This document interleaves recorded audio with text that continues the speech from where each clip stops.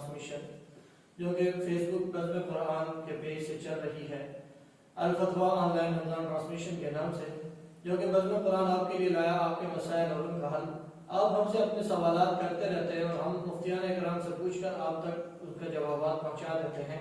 رمضان المبارک کی اس بابرکت ساعات کے اندر آپ کوئی بھی مسئلہ آپ کو درپیش ہو تو اس کا آسان طریقہ ہے کہ آپ ہم تک اپنا سوال پہنچا دیں، انشاءاللہ العزیز ہم آپ کو آپ کے سوالوں کے جوابات دے دیں گے۔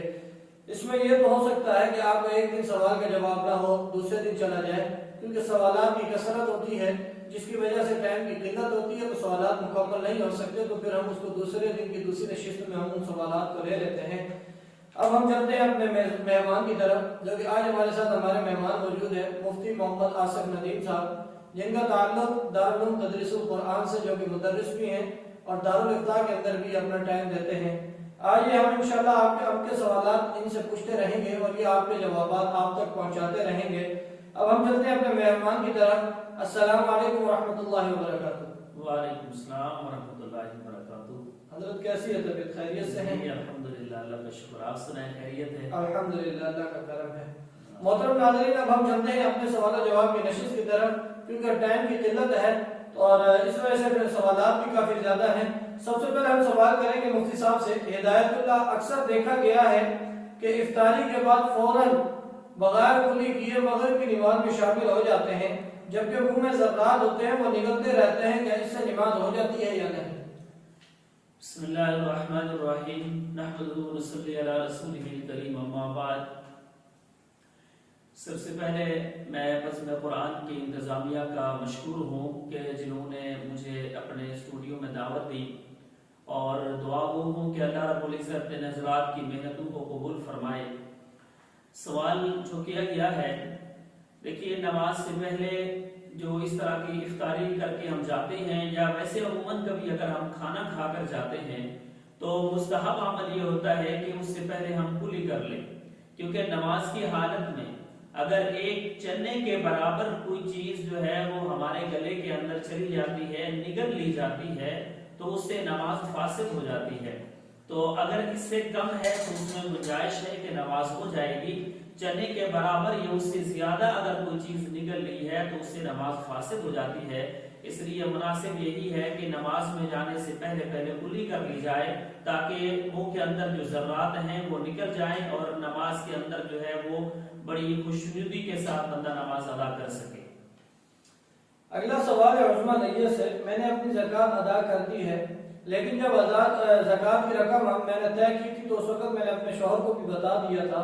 تو اب میں نے بھی ادا کر دی ہے اور میرے شوہر نے بھی ادا کر دی ہے، تو کیا آپ اگلے سال کی نیت کرنے سے اگلے سال کی بھی ادا ہو جائے گی یا یہ کیا کریں اس کا؟ دیکھیے، جو اصل میں پہلے بندے نے ادا کر دی ہے زکوٰۃ، تو اصل تو زکوٰۃ وہی ہوئی ہے۔ جو شوہر نے ادا کی ہے وہ زکوٰۃ تو نہیں ہوئی، وہ صدقہ ہے، نفلی صدقہ شمار ہوگا، کیونکہ زکوٰۃ کے لیے شرط ہے کہ اگر آپ نے دینی ہے تو اس سے پہلے آپ کی نیت ہو۔ تو کیونکہ انہوں نے اسی سال کی نیت کر کے دی تھی، تو اب زکوٰۃ پہلے سے ادا ہو گئی ہے، تو یہ اب نفل بن جائے گی اور یہ نفلی صدقہ شمار ہوگا۔ اب یہ جو ادا کر دی گئی ہے دوسری مرتبہ، اس کو اگلے سال کے لیے ہم دوسری زکوٰۃ شمار نہیں کر سکتے، بلکہ اگلا سال جب آئے گا اور آپ جتنی ملکیت کی مالک ہوں گی اس کی الگ سے زکوٰۃ واجب ہوگی۔ اگلا سوال ہے سیف الرحمان کا کہ عورت نے روزہ رکھا اور 10 بجے 11 بجے ماہواری آ گئی، تو اب اس عورت کے لیے کیا حکم ہے؟ دیکھیے، ماہواری کی صورت میں روزہ خود بخود ٹوٹ جاتا ہے، تو اس کے بعد جو وقت بچا ہے عورت کو چاہیے کہ وہ روزے داروں کی طرح ہی گزارے، اس میں کھائے پیے نہیں کسی کے سامنے، اور آئندہ بھی اس کے جتنے دن رہتے ہیں جو ماہواری کے ہوں گے ان میں بھی جو ہے وہ اپنے آپ کو کوشش کرے روزے داروں کی طرح اپنے آپ کو رکھے۔ یا یہ ہے کہ آج کل کچھ میڈیسن بھی ہیں کہ جن کو استعمال کر کے ماہواری کو روکا جاتا ہے، تو وہ استعمال کر کے پھر اگر کسی نے رمضان کے روزے رکھنے ہیں اور وہ اس کی فضیلت حاصل کرنا چاہتا ہے تو وہ یہی کرے کہ پھر میڈیسن استعمال کر کے وہ رمضان کے روزے رکھتے رہیں۔ ہاں، اگر یہ ہوا کہ میڈیسن بھی استعمال نہیں کی ہے اور درمیان میں ماہواری کے دن بھی آئے تو پھر ان دنوں کی جو ہے وہ رمضان کے بعد وہ قضا کریں گے۔ جو درمیان میں روزہ ٹوٹا ہے اس روزے کی بھی اور اگلے دن جب ماہواری رہتی ہے ان سب دنوں کی جو ہے وہ قضا کریں گے رمضان کے بعد۔ اگلا سوال ہے کہ اگر دو لڑکوں نے لواطت کر لی تو اب ان کی کیا سزا ہوگی؟ کیا وہ کفارہ ادا کریں گے؟ دوسرے شیخ نے بیان کیا کہ فاعل مفعول دونوں گنہگار ہوں گے یا صرف فاعل گنہگار ہوگا؟ دیکھیے یہ بہت بڑا گناہ ہے اور یہ سب سے پہلے حضرت لوط علیہ السلام کی قوم میں آیا۔ قرآن مجید میں سورہ اعراف میں اس کو ذکر کیا گیا، انکم لتاتون الرجال شہوۃ من دون النساء بل انتم قوم مسرفون، کہ تم لوگ عورتوں کو چھوڑ کر اپنی شہوت مردوں سے پوری کرتے ہو تو یہ تم حد سے گزرنے والے لوگ ہو۔ تو اس بات کو اللہ نے قرآن مجید میں ذکر کیا اور پھر قوم لوط کے اوپر اللہ نے عذاب بھی نازل کیا۔ سب سے پہلے چیخ کا عذاب آیا اور اس کے بعد ان کی بستی کو اٹھا کر الٹا پٹخ دیا گیا اور اس کے بعد اوپر جو ہے وہ پتھر برسائے گئے جس سے ان کا نام و نشان ختم ہو گیا۔ تو یہ بہت بڑا گناہ ہے۔ تو اب یہ کوئی کسی مرد سے کرے یا یہ ہے کہ شادی شدہ جوڑا جو ہے وہ آپس میں کرتے ہیں، یعنی کہ شوہر اپنی بیوی سے کرے، دونوں کا گناہ برابر ہے۔ ہاں یہ ہے کہ اب اس وقت جو ہے وہ کیا سزا ہو سکتی ہے، تو سزا کے بارے میں تو آپ صلی اللہ علیہ وسلم سے مختلف قسم کے جو ہے وہ طریقے ثابت ہیں کہ بعض دفعہ ایسا کیا گیا ہے کہ بھئی ان کو قتل کر دیا گیا، آپ صلی اللہ علیہ وسلم نے فرمایا کہ ان کو قتل کر دیا جائے۔ بعض دفعہ یہ حکم آیا کہ اس کو بڑے اونچے پہاڑ سے نیچے گرا دیا جائے جس سے یہ نیچے آ کے ہلاک اور برباد ہو جائے۔ تو مختلف قسم کی سزائیں ہیں۔ تو اگر تو کسی نے پہلی دفعہ کیا ہے تو اس کے ساتھ یہی سزا ہے کہ بھئی اس کو جو اوپر جو ہے وہ اس کے پتھر مارے جائیں اور اس کو اوپر پہاڑ سے گرا دیا جائے یا اس کو قید کر دیا جائے۔ اور بعض دفعہ جو عادی بن جاتے ہیں ان کے لیے قتل کا بھی حکم ہے شرعاً، کیونکہ اس کی جو شرعاً سزا ہے وہ صحیح طور پہ وارد نہیں ہے نہ قرآن میں اور نہ ہی حدیث میں۔ تو اس کو جو ہے حاکم وقت کی مصلحت پہ رکھا گیا ہے کہ وہ مصلحت دیکھیں جس میں ان کے لیے بہتر ہے تو آئندہ یہ کام نہیں کریں گے اور دوسروں کے لیے بھی اس میں عبرت ہے تو وہ کام کر سکتے ہیں۔ اب مسئلہ یہ ہے کہ فی زمانہ کس طرح کی سزا ہے، تو اگر تو حکومت اسلامی ہے تو وہ دے سکتی ہے، اور اگر اسلامی نظام نافذ نہیں ہے، اسلامی شرعیت جو ہے وہ نافذ نہیں ہے، سزائیں نافذ نہیں ہے، تو اس صورت میں کوئی بھی کسی کو سزا نہیں دے سکتا۔ اور عام طور پہ عام آدمی کو تو بالکل بھی حکم نہیں ہے کہ وہ اس کی سزا دے، کسی کو اس طرح کا جو ہے وہ سزا دے کر ان کو جو اس مجرم جرم کی سزا دی جائے، چاہے وہ فاعل ہو چاہے مفعول ہو۔ ہاں یہ ہے کہ شرعاً اگر دونوں بالغ ہیں تو دونوں کی سزا ایک ہی ہے، اگر دونوں بالغ نہیں ہیں، ایک بالغ ہے اور ایک نابالغ ہے، تو جو نابالغ ہے اس کے لیے شرعاً جو ہے وہ اس میں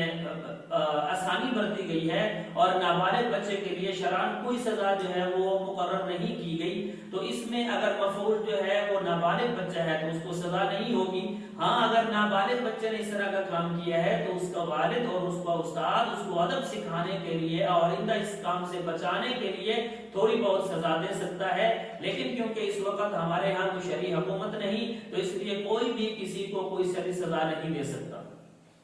اگلا سوال ہے، تازہ مسواک کرنے سے روزے پر اثر پڑے گا یا نہیں؟ کیونکہ تازہ مسواک کا ذائقہ موجود ہوتا ہے۔ جی اس میں ذائقہ ہوتا ہے تو اس سے بچنا چاہیے کہ اس طرح کی مسواک جو ہے وہ روزے کی حالت میں نہیں کرنی چاہیے۔ باقی اصول یہی ہے کہ اگر اس کا ذائقہ گلے تک پہنچ گیا ہے تو روزہ ٹوٹ جائے گا، اور اگر گلے تک نہیں پہنچے دیا پہلے ہی جو ہے اس کی کلی کر کے تھوک نکال دیا گیا ہے تو اس صورت میں اس کا روزہ نہیں ٹوٹے گا۔ اگلا سوال ہے، کیا روزے کی حالت میں کورونا کی ویکسین لگائی جا سکتی ہے یا نہیں؟ روزے کی حالت میں کوئی بھی ویکسین ہو لگائی جا سکتی ہے، انجیکشن ہو لگایا جا سکتا ہے۔ ہاں صرف اور صرف جو ہے وہ طاقت والا انجیکشن اس کے بارے میں علماء نے مکروہ لکھا ہے کہ وہ مکروہ ہے، اس کے علاوہ کوئی بھی جو ہے ویکسین ہو وہ لگانا شرعاً درست ہے۔ اگلا سوال ہے کہ صدقہ فطر کی تفصیل سے آگاہ کر دیں۔ دیکھیے صدقہ فطر مختلف چیزوں سے ہوتا ہے، گندم سے بھی ہوتا ہے، جو سے بھی ہوتا ہے، اور اسی طرح کھجور سے بھی ہے اور کشمش سے بھی ہے۔ تو گندم جو ہے وہ پونے 2 سیر ہوتی ہے، اس میں جو ہے وہ صدقہ فطر ہوتا ہے، اور جو وغیرہ کھجور وغیرہ 3.5 کلو کے حساب سے ہوتی ہیں۔ باقی اس میں یہ دیکھ لیا جائے کہ جو غریب آدمی ہے وہ گندم کے حساب سے دے دے، اور اس کی جو علماء نے جہاں پہ چکواج میں مقرر کی ہے وہ 130 ہے، اور اس کے علاوہ دوسرے شہروں میں دوسرے شہروں والے جو ہے اپنے دارالفتاؤں سے رابطہ کر سکتے ہیں۔ باقی جن کو اللہ نے ہمت دی ہے، اللہ نے ان کا ماشاءاللہ جو ہے وہ مالی لحاظ سے وہ اچھے لوگ ہیں، تو وہ پھر جو کے حساب سے بھی دے سکتے ہیں، 350 روپے بنتے ہیں، اور اسی طرح کھجور کے حساب سے بھی دے سکتے ہیں، 1000 روپے اس سے بن جائے گا، اور اسی طرح کشمش کے حساب سے بھی دے سکتے ہیں، تو اس میں تقریباً 1500 سے 1600 روپیہ بنے گا۔ تو جس کو اللہ نے مالی لحاظ سے جتنا اچھا رکھا ہے وہ اس حساب سے اتنا زیادہ صدقہ فطر ادا کرے، کیونکہ رمضان ہے اور رمضان میں جتنا زیادہ ادا کریں گے اللہ تعالیٰ اس کے 70 زیادہ جو ہے وہ ثواب عطا فرمائیں گے۔ اگلا سوال ہے کہ ایک آدمی ورزش کا پابند ہے، کیا وہ حالت اعتکاف میں مسجد میں ورزش کر سکتا ہے یا نہیں؟ دیکھیے مسجد جو ہے وہ عبادت کے لیے خاص ہے، اس میں صرف عبادت ہی ہو سکتی ہے۔ ہاں باقی جو اعتکاف والے حضرات ہیں تو اگر ان کو کوئی قسم کی صحت پہ کوئی اثر نہیں پڑتا، کوئی بیماری پہ جو ہے ان کے اثر نہیں پڑتا کہ بیماری بڑھتی نہیں ہے، تو ایسے لوگ ان 10 دنوں میں بالکل اپنے آپ کو آرام سے رکھیں، عبادت پہ مشغول رکھیں۔ ہاں اگر کسی کو بیماری ہے، اگر وہ کسی قسم کی ورزش کرتا ہے، اگر وہ نہیں کرے گا تو بیماری کے بڑھنے کا خطرہ ہے، تو اس میں اس کے لیے جو ہے وہ انتہائی مجبوراً گنجائش ہو سکتی ہے، اور وہ بھی کوشش یہ کی جائے کہ جس وقت وہ وضو کے لیے جاتے ہیں تو اس میں 1-2 منٹ وہاں پہ لگا کے اپنی ورزش کر سکتے ہیں۔ محترم ناظرین، آپ دیکھ رہے ہیں آپ کے مسائل اور ان کا حل الفتویٰ آن لائن رمضان ٹرانسمیشن سے۔ الفتویٰ آن لائن رمضان ٹرانسمیشن آپ کے لیے لایا ہے آپ کے مسائل اور ان کے حل۔ جس طرح کے مفتی صاحب آپ کے سامنے نشست کے اندر آپ کے سوالوں کے جوابات دے رہے ہیں، اور امید ہے کہ آپ اپنے سوالات سن کر انشاءاللہ اس پر عمل بھی کریں گے۔ اگر آپ کو کوئی بھی مسئلہ درپیش ہوتا ہے، اس کا آسان طریقہ یہ ہوتا ہے کہ آپ محلے کی مسجد میں یا قریبی کسی مدرسے میں جا کے کسی عالم یا مفتی صاحب سے آپ اپنا مسئلہ رکھ کر ان سے جواب فوراً لے لیا کریں، تاکہ آپ کے مسئلے کا فوراً آپ تک حل پہنچ جائے۔ اور اگر آپ کی یہ صورت نہیں بنتی، آپ کی مصروفیات ہیں، پریشانیاں ہیں، تو اس کا پھر دوسرا آسان طریقہ جو کہ ہم نے رمضان ٹرانسمیشن کے حوالے سے شروع کیا ہوا ہے، تو آپ ہم تک اپنا مسئلہ آپ تک پہنچا دیں، انشاءاللہ فوراً یا بعد میں آپ کے مسئلے کا آپ تک جواب پہنچا دیا جائے گا۔ اب آپ نے مسئلہ ہم سے پوچھنا کس طریقے سے ہے، اس کے لیے آپ کو آسان طریقہ بتاتے ہیں، ہمارے کمنٹ بار میں آپ ایک میسج کر دیں۔ دوسرا طریقہ جو واٹس ایپ ہمارا نمبر شو ہو رہا ہے فیس بک کے اوپر، تو آپ اس کے اوپر ہمیں اپنا مسئلہ لکھ کر ہمیں واٹس ایپ پر کسی بھی وقت آپ ہمیں سینڈ کر سکتے ہیں۔ انشاءاللہ آپ کو اس نشست یا دوسری نشست یا تیسری نشست میں آپ کا جواب آپ تک پہنچا دیا جائے گا، تاکہ آپ اس پر عمل کرتے ہوئے اپنے رمضان اور اپنی عبادات کو صحیح طریقے سے مکمل کر سکیں۔ اگلے سوال کی طرف چلیں گے، عبد الرحمان کوئٹہ سے ہے کہ مدارس میں زکوٰۃ دینے کا کیا طریقہ ہے، اور اگر کسی شخص کو زکوٰۃ دے دی جائے اب اس سے کس طرح اطمینان ہوگا کہ ہماری زکوٰۃ ادا ہو گئی ہے یا نہیں؟ دیکھیے 2 باتیں اس میں پوچھی گئی ہیں۔ پہلی بات، مدارس میں زکوٰۃ کس طرح ادا کرنی ہے، کیونکہ جو وہاں پہ بیٹھے ہوئے ہیں حضرات لینے والے، تو وہ شاید زکوٰۃ کے مستحق نہ ہوں، تو پھر اس طرح ہماری زکوٰۃ کس طرح ادا ہوگی؟ اور زکوٰۃ کے لیے شرط ہے کہ ایسے بندے کو دی جائے کہ جو اس کا مالک بنے۔ تو اس میں مدارس کی جو ترتیب ہوتی ہے وہ یہ ہوتی ہے کہ شروع سال میں طلباء کرام سے ایک فارم پر کرایا جاتا ہے، جس میں وہ لکھ کے دیتے ہیں کہ ہمارے نام پہ اور ہماری جتنی بھی ہمارے نام پہ جو ہے وہ عشر آئے گا یا زکوٰۃ آئے گی، ہم اپنا وکیل اپنا مہتمم صاحب کو بناتے ہیں اور مکمل اختیارات ان کو دیتے ہیں کہ وہ ان پیسوں کو ہمارے لیے جہاں بہتر سمجھے وہ لگا سکتے ہیں۔ تو اس میں پھر یہ ہے کہ وہ اس میں جو ہے وہ طلباء کرام کو پڑھانے کے لیے جو اساتذہ کرام آتے ہیں ان کی تنخواہیں بھی دی جا سکتی ہیں، ان میں کھانے کا انتظام بھی ہو سکتا ہے، ان میں بل بھی ادا ہو سکتے ہیں، اس میں مختلف جو ہے وہ جتنی ضرورت کی چیزیں ہوتی ہیں وہ اس میں سے ادا کی جا سکتی ہیں۔ تو اسی لیے مدارس میں جب ہم جا کے دیتے ہیں تو پھر وہ مہتمم صاحب کو مکمل اختیار ہوتا ہے طلباء کرام کی خوشی سے کہ وہ ان کو اجازت دیتے ہیں کہ آپ جہاں اس کو چاہیں مناسب طریقے سے خرچ کر سکتے ہیں۔ تو اس لیے مدارس میں جب زکوٰۃ دی جائے تو اس میں کسی قسم کا شک و شبہ نہیں ہونا چاہیے کہ ہماری یہ زکوٰۃ ادا ہوئی نہیں ہوئی، بلکہ 100% ادا ہوتی ہے، اور اس میں جو طلباء ہوتے ہیں وہ غریب پڑھنے والے ہیں اور غریب ہی کو دینے کا حکم ہے۔ اور دوسرا جو اس میں یہ پوچھا گیا ہے کہ بھئی اگر کسی کو ہم دے دیں تو یہ کیسے جو ہے وہ ہمارا دل مطمئن ہوگا کہ زکوٰۃ ادا ہو گئی؟ تو اس میں دیکھ لیا کہ اگر آپ کے سب سے پہلے حکم ہے وہ یہ ہے کہ بھی اپنے رشتہ داروں میں سے کسی غریب کو دیکھیں۔ تو جب اپنے رشتہ دار ہے تو اس کے اندرونی اور بیرونی حالات سارا ہمیں پتہ ہوتا ہے، تو اس حالات کے مطلب معلوم ہونے کے بعد ہم اس کو دیتے ہیں، تو اس میں ہمیں دلی طور پہ یقین رکھنا چاہیے۔ اور اسی طرح اگر کوئی آ کر خود کہتا ہے کہ مجھے میرے اوپر زکوٰۃ لگتی ہے، میں زکوٰۃ کا مستحق ہوں، آج کل اگر دیکھا جائے تو بہت زیادہ لوگ جو ہے وہ صرف ڈھونگ بھی کرتے ہیں، جھوٹ بھی بولتے ہیں، تو پھر ان سے پوچھ لیا جائے کہ بھئی آپ کو پتا ہے کہ کس پہ زکوٰۃ لگتی ہے، اس کے ہمیں شرائط بتا دیں. تو اگر نہیں پتا تو پھر اس کے جو ہے وہ بتا دیا جائے کہ ہاں یہ چیزیں ہیں جو جس کے اوپر زکوٰۃ لگتی ہے، آپ اس کے مالک اگر ہیں تو آپ کی زکوٰۃ نہیں لگتی، اور اگر آپ اس کے مالک نہیں ہیں تو پھر آپ کو زکوٰۃ دی جا سکتی ہے. اب اگر وہ پھر کہہ دیتا ہے کہ جی میرے اوپر زکوٰۃ لگتی ہے، میں مستحق ہوں، تو پھر ہم اس کو دے سکتے ہیں. اس کے زیادہ جانچ پڑتال کرنے کی شریعت ہمیں جو ہے وہ حکم نہیں دیتی کہ آپ اس کے ذرے ذرے کی بال کی کھال اتارتے رہیں. اتنا شریعت نے ہمیں مکلف نہیں بنایا. بس اپنے رشتہ داروں میں سے یا کسی کی ظاہری حالت کو دیکھ کر یا جو بندہ خود کہہ رہا ہے کہ میرے اوپر زکوٰۃ لگتی ہے اس کو دے دی. اس کے بعد دل میں اطمینان رکھیے، انشاءاللہ اللہ کی طرف سے بھی وہ قبول ہے. اگلا سوال ہے عبدالغفور کا، بغیر داڑھی والا حافظ قرآن تراویح پڑھا سکتا ہے یا نہیں؟ دیکھیے امامت کے لیے جو شرط ہے اس میں ایک یہ ہے کہ وہ جو امامت کرانے والا آدمی ہے وہ چاہے تراویح کی امامت ہے، جمعے کی ہے، عید کی ہے، نماز جنازہ ہے، عام نماز ہے، کوئی بھی ہے، تو اس کے لیے جو شرائط ہے ان میں یہ ہے کہ ظاہری شکل و وضع بھی کسی کی شریعت کے بالکل عین مطابق ہو. تو جو داڑھی کٹا ہوا آدمی ہے اس کی ظاہری شکل ہی جب شریعت کے مطابق نہیں ہے تو وہ امامت کا مستحق نہیں ہے، وہ امامت نہیں کرا سکتا. ہاں اگر کوئی ایسی جگہ ہے کہ جہاں پر کوئی بھی بندہ داڑھی والا نہیں ہے، سارے ایک جیسے ہیں اور وہاں پہ امامت کرانی پڑ رہی ہے، تو پھر ان میں سے جو بندہ شرعی مسائل کو زیادہ جانتا ہے، نماز کے مسائل کو زیادہ جانتا ہے، اس کا حق ہے کہ وہ نماز پڑھا دے، لیکن اس کے پیچھے کوئی داڑھی والا آدمی نماز نہیں پڑھ سکتا. اگلا سوال ہے سعد ناصر کا کہ کیا ٹوپی کے بغیر نماز ہو جاتی ہے اگر بندہ اس کو مکمل معمول اپنا بنا لے؟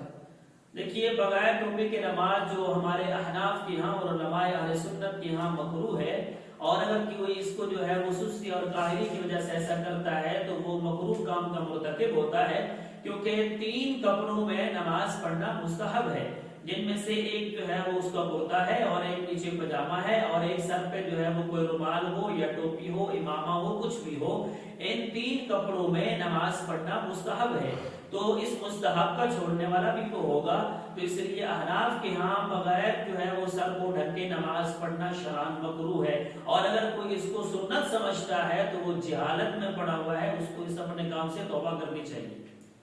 اگلا سوال ہے اسد اللہ خان کا کہ سر کا مسح کرنے کا صحیح طریقہ بتاتے ہیں. دیکھیے سر کا جو فرض مسح ہے وہ تو چوتھائی سر کا مسح ہے، تو اس میں مطلب یہ ہے کہ یہاں پیشانی کے بالوں سے جو ہماری چوٹی ہوتی ہے یہاں تک ایک حصہ بنتا ہے، اور ایک حصہ یہاں سے نیچے ہماری گھٹی تک، اور 2 حصے ہمارے سینوں والے، اس طرح کے 4 حصے بنتے ہیں. تو کسی ایک پر بھی اگر کسی نے مسح کر لیا اس کا فرض ادا ہو گیا. اب اس پہ سنت طریقہ کیا ہے؟ وہ یہ ہے کہ ہاتھ کو ہم نے پہلے تر کرنا ہے، ہاتھ کو تر کر کے ہم جو ہے وہ اپنے سر پہ، جو ہمارے پاس تبلیغی حضرات ہیں انہوں نے بڑا اچھا طریقہ نکالا ہے کہ 3 انگلیاں آپ یوں لگاتے ہوئے پیچھے کی طرف لے جائیں، تو اس کے بعد واپسی آتے ہوئے اپنے ہاتھوں کی تلیاں جو ہے وہ لگاتے ہوئے واپس لے کے آئیں. اس کے بعد یہ انگلی بچی اس کو اپنے کانوں کے اندر لگائیں گے، اور اس کے بعد یہ انگوٹھا ہمارا اس کو کان کو نیچے سے اوپر کی طرف لے کے آنا ہے، اور اس کے بعد پھر ہمارے ہاتھ کی پچھلی سائڈ بچتی ہے اس کا ہم اپنے جو ہے وہ گردن کا مسح کریں گے. ہاں یہ بات یاد رکھنی چاہیے کہ مسح گردن کا ہے، گلے کا نہیں ہوتا، تو اس لیے گردن کا مسح کرنا چاہیے، یہ گلے کا مسح نہیں کرنا چاہیے. تو یہ تو ایک عام طریقہ بتایا گیا. باقی اگر کوئی ایسے ہاتھ کو گیلا کر کے ایسے پورا ہاتھ بھی اگر یوں لے جائے پیچھے کی طرف تو اس طرح بھی مسح ادا ہو جاتا ہے. اگلا سوال ہے حماد کا کہ ایک شخص نے بیماری سے شفا کے لیے روزے کی نظر مانی تھی، وہ ٹھیک ہو گیا، لیکن اس کو اور بھی کافی بیماریاں لگی ہوئی ہیں جس کی وجہ سے وہ فرض روزے بھی نہیں رکھ سکتا، وہ ان کا فدیہ ادا کرتا ہے. تو اب نظر والے روزے کے لیے کیا حکم ہے؟ دیکھیے روزوں کا جو فدیہ ادا کرنا ہے اس کے بارے میں ایک تو یہ بات یاد رکھی ہے کہ رمضان گزرنے کے بعد جیسے وہ روزوں کا فدیہ ادا کریں گے تو ایسا وہ بندہ ادا کر سکتا ہے کہ جس کو ایسی بیماری لگی ہوئی ہے جو دائمی بیماری ہے جس کے ٹھیک ہونے کی امید ہی نہیں ہے، یا یہ ہے کہ وہ اتنا بوڑھا ہو چکا ہے، کمزور ہے کہ اب جو ہے وہ اس میں صحت آ ہی نہیں سکتی، تو ایسے بندے کے لیے شرعاً گنجائش ہوتی ہے کہ وہ اپنے روزوں کا فدیہ ادا کرے. ہاں بیماری والا آدمی اگر زندگی کے کسی بھی حصے میں جا کر صحیح ہو جاتا ہے، تندرست ہو جاتا ہے، تو اس نے جو پہلے فدیہ دیا ہوا ہے وہ سارا کا سارا نفلی بن جائے گا، اور اس کو الگ سے اپنے روزوں کی قضا کرنی پڑے گی. اور یہ جو پوچھا گیا ہے کہ بھئی جو نظر کے روزے ہیں آپ یہ نہیں رکھ سکتا، تو اس کا بھی کوئی حکم ہے کہ جتنے نظر کے اس نے روزے مانے تھے تو جس طرح رمضان کے روزوں کا وہ فدیہ صدقہ فطر کے برابر ادا کرتا ہے، اسی طرح اپنے نظر کے روزوں کا بھی وہ صدقہ فطر کے برابر فدیہ ہی ادا کرے۔ اگلا سوال ہے زوجہ عبدالجلیل کا کہ اگر شوہر بے روزگار ہو تو کیا بیوی مانع حمل کرا سکتی ہے یا نہیں؟ دیکھیے یہ بڑی عجیب سی بات ہے کہ یہ اکثر لوگوں میں پائی جاتی ہے کہ غربت کی وجہ سے جو ہے وہ مانع حمل کرانا، تو اس میں شرعاً جو ہے ہرگز گنجائش نہیں ہے کہ غربت کی وجہ سے مانع حمل کرانا۔ ہاں اس میں اگر کسی کو کوئی بیماری ہے، بیماری کی وجہ سے جو ہے وہ جان کا خطرہ ہے، یا یہ ہے کہ چھوٹا بچہ ابھی تک جو ہے وہ شیر خوار ہے، دودھ پی رہا ہے، تو اگر اس کو پورا دودھ نہیں ملا تو وہ کمزور رہے گا، اس کی صحت پہ اثر پڑے گا، تو اس کے لیے تو گنجائش ہے کہ کچھ عرصے کے لیے مانع حمل اختیار کر سکتی ہیں۔ لیکن غربت کی وجہ سے اس طرح کرنا، تو یہ دیکھیے اگر اس طرح کیا جائے تو پھر تو بندہ شادی بھی نہ کرے کہ میں غریب آدمی ہوں تو بیوی لا کر اس کو کہاں سے خرچہ دوں گا، تو پھر تو وہ شادی بھی نہیں کر سکتا۔ پھر یہ ہے کہ ایک بچہ ہوا تو وہ بھی اس کو نہیں کر سکتا، اپنے گھر میں ماں باپ کو بھی نہ رکھے۔ باقی یہ ہے کہ جس بندے نے آنا ہے وہ اپنا رزق خود لے کر آتا ہے۔ اللہ نے ہر ایک بندے کا رزق اپنا اپنا حصہ لکھا ہوا ہے، کوئی کسی کو اپنا رزق نہیں دیتا۔ جب ہر ایک کا اپنا اپنا حصہ ہے تو جس نے ہمارے گھر میں آنا ہے وہ اپنا حصہ خود لے کے آئے گا۔ ہم نے بہت دفعہ دیکھا ہے کہ پہلے 2 بچے ہیں، انتہائی غربت کے حالات تھے، لیکن تیسرا بچہ ہوا اللہ نے حالات درست کر دیے، چوتھا بچہ ہوا اللہ نے مزید حالات درست کر دیے، کیونکہ ہر ایک نے اپنا رزق لے کے آنا ہے، ہم نے کسی کو نہیں دینا۔ واللہ خیر الرازقین، اللہ ہی سب کو بہتر رزق دینے والے ہیں۔ تو جب اللہ دینے والے ہیں تو اللہ پہ بھروسہ کرتے ہوئے مانع حمل اس لیے کرنا کہ غربت ہے تو یہ شرعاً جائز نہیں ہوگا۔ محترم ناظرین، آپ دیکھ رہے ہیں سوال و جواب کی نشست کہ جس میں ہمارے مہمان ہمارے ساتھ مفتی محمد آصف نجیب صاحب موجود ہیں، جو کہ مدرس دارالمدرس قرآن سے آپ کے سوالات کے آپ تک جوابات پہنچا رہے ہیں، اور بہت ہی اچھے انداز اور عام فہم الفاظ میں آپ تک جواب پہنچا رہے ہیں تاکہ آپ کو سمجھنے میں اور اس پر عمل کرنے پر آسانی ہو جائے۔ آپ ہم سے کوئی بھی سوال کرنا چاہتے ہیں تو آپ ہمارے کمنٹ بار یا اسی طریقے سے جو ہمارا نمبر واٹس ایپ اسکرین پر شو ہو رہا ہے، آپ اس پر اپنا مسئلہ کسی بھی وقت میں کسی بھی پہر میں آپ لکھ کر ہم تک پہنچا دیں، انشاءاللہ آپ کا مسئلہ آپ تک پہنچا دیا جائے گا۔ اس میں دیر تو ہو سکتی ہے کہ ایک یا نشست یا دوسری نشست کے اندر، کیونکہ سوالات زیادہ ہوتے ہیں، ٹائم کی کمی ہوتی ہے، جس کی وجہ سے مکمل سوالات ہم نہیں لے سکتے۔ جیسے ہمارا ٹائم مکمل ہوتا ہے ہم اپنے سوالات کی نشست کو ختم کر دیتے ہیں، اور اسی طریقے آپ ہمیں اپنے سوالات بھیجتے رہیں، انشاءاللہ ہم آپ کو آپ کے جوابات اچھے طریقے سے دیتے رہیں گے تاکہ آپ اس پر عمل کر سکیں۔ اب اگلے سوال کی طرف چلتے ہیں۔ ہدایت اللہ کا سوال ہے کہ رمضان کی ترتیب 10 دن کی، جیسے پہلا عشرہ رحمت کا، دوسرا مغفرت کا، تیسرا جہنم کی خلاصی کا، کیا یہ ترتیب کسی حدیث سے ثابت ہے؟ یہ اس طرح سمجھنا یا اس پر عمل کرنا ٹھیک ہے یا نہیں؟ جی ایک بڑی طویل حدیث ہے اور جس کا کچھ حصہ ہے کہ آپ صلی اللہ علیہ وسلم نے فرمایا وَهُوَ شَهْرٌ أَوَّلُهُ رَحْمَةٌ وَأَوْسَطُهُ مَغْفِرَةٌ وَآخِرُهُ عِتْقٌ مِّنَ النَّارِ، کہ وہ ایسا مہینہ ہے جس کا اول حصہ رحمت ہے اور درمیانہ حصہ اس کا مغفرت ہے اور آخری حصہ جہنم سے نجات کا ہے۔ تو اس میں حصے کی بات ہے، تو کیونکہ رمضان کے جو ہے وہ 3 عشرے ہوتے ہیں تو اس لیے ان کو پھر 3 عشروں کے حساب سے ہر عشرے کو ایک حصہ قرار دے کر جو ہے وہ اس طرح بیان کیا جاتا ہے۔ باقی اس کو بہقی نے بھی روایت کیا ہے اور صحیح ابن خزیمہ بھی اس کو بھی بیان کیا گیا ہے، تو یہ صحیح حدیث ہے اور اس کو اس طرح سمجھنا بھی بالکل درست ہے۔ اگلا سوال ہے کہ زکوٰۃ کی رقم کورونا کے مریضوں کے علاج کے لیے استعمال کی جا سکتی ہے یا نہیں؟ عمومی طور پہ تو نہیں کی جا سکتی کہ عام طور پہ جا کے کسی اسپتال میں جمع کروا دی جائے اور یہ جو کرونا کے مریض آتے ہیں ان کو جو ہے وہ دوائی لگا دی جائے، ان پیسوں سے اس طرح تو زکوٰۃ ادا نہیں ہوگی۔ ہاں کرونا کے مریضوں میں سے اگر کوئی مریض زکوٰۃ کا مستحق ہے تو اس کو وہ پیسے دے کر اس کا علاج کرایا جا سکتا ہے، اس طرح تو ادا ہو سکتی ہے، لیکن عموماً جو ہے وہ اس طرح دینا کہ جتنے بھی کرونا کے مریض ہیں ان کو بھی اس کی دوائی دے دی جائے، میڈیسن دے دی جائے، تو اس طرح زکوٰۃ ادا نہیں ہوگی۔ اگلا سوال ہے جلیل احمد کا کہ کچھ فاؤنڈیشنز جو کہ پاکستان یا بیرون ممالک میں کام کر رہی ہیں، بقول ان کے تو وہ غربا تک وہ چیزیں پہنچاتے ہیں، لیکن ہمیں ان کی صحیح طرح تحقیق نہیں ہے کہ وہ مواد پہنچاتے بھی ہیں یا نہیں، یا مکمل پہنچاتے ہیں یا آدھا، کیا زکوٰۃ کی رقم ان کو دی جا سکتی ہے یا نہیں؟ جی اس میں اگر تو ایسی فاؤنڈیشن ہے کہ جو علماء کی سرپرستی میں چل رہی ہیں تو फाउंडेशनों में जो है वो ज़कात के पैसे देना दुरुस्त होगा। हाँ, जिनकी वो परस्ती सरपरस्ती जो है वो उलमा की नहीं है, या फिर ये है कि ये वो लोग हैं जो दीन को समझते नहीं है, दहरिया किस्म के लोग हैं, या जिनका अहले सुन्नत वल जमात से ताल्लुक ही नहीं है, ऐसी किस्म की फाउंडेशनें हैं और उनको अपनी ज़कात दे रहे हैं, तो पहली बात तो ये है कि ऐसे लोगों को ज़कात देना शुरू से जायज़ ही नहीं है। और दूसरी बात ये है कि फिर इन लोगों से जो है ये उम्मीद रखना कि ये उनको सही मसरफ पे खर्च करेंगे, उनको अपना वकील इस तरह समझना, तो वो भी बेवकूफ़ी वाली अलामत है, क्योंकि ये लोग जो है जहां अपना फायदा देखेंगे वहां खर्च करेंगे, और ये लोग ये नहीं देखेंगे कि शरई उसूलों के मुताबिक किसके ऊपर ज़कात लगती है। तो जब उनको शरई उसूलों का पता ही ना हो तो फिर वो कहां से हमारी ज़कात को सही मसरफ में खर्च करेंगे। इसलिए ऐसी तमाम फाउंडेशनें जिनका ताल्लुक किसी दीनी इदारे से नहीं है, जिनकी सरपरस्ती कोई उलमा नहीं कर रहे,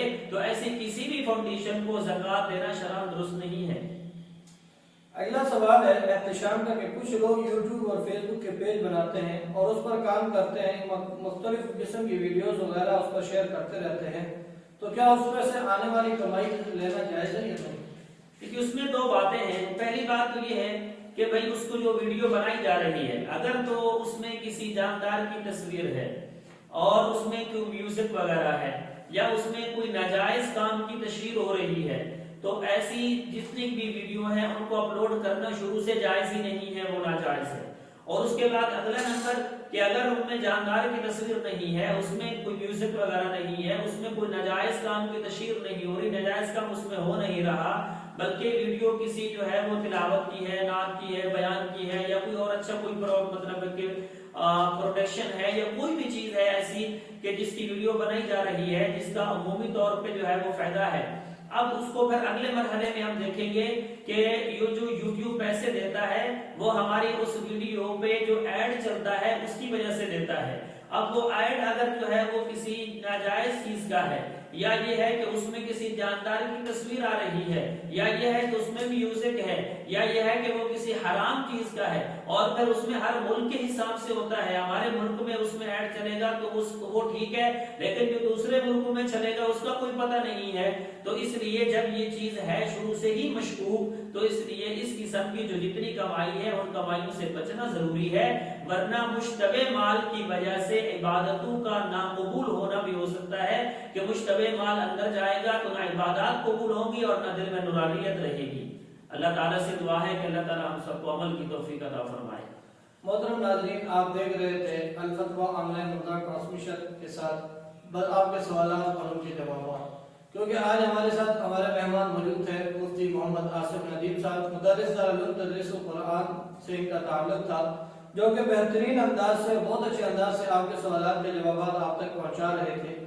और नाज़रीन, आपका भी बेहद ममनून और मशकूर है कि जो आप अपना टाइम निकाल कर, अपना इस रमजान के अंदर कीमती टाइम निकाल कर आप हमारी नशिस्त को सुनते हैं और इन हम तक अपने सवालात पहुंचाते हैं, और फिर उनके जवाब सुनकर आप उस पर अमल भी करते हैं। अल्लाह रब्बुल इज्जत से दुआ है कि अल्लाह रब्बुल इज्जत हमें नेकियां कमाने की तौफीक अता फरमाए। अगर आप हमसे कोई भी सवाल पूछना चाहते हैं तो उसका आसान सा तरीका है कि हमारे कमेंट बार में आप लिखकर सेंड करते हैं। दूसरा तरीका जो हमारे व्हाट्सएप नंबर शो हो रहा होता है स्क्रीन पर,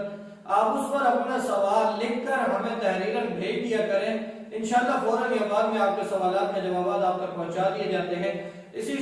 के साथ अपने मेजबान को दीजिए इजाजत। अस्सलाम वालेकुम व रहमतुल्लाहि व बरकातहू।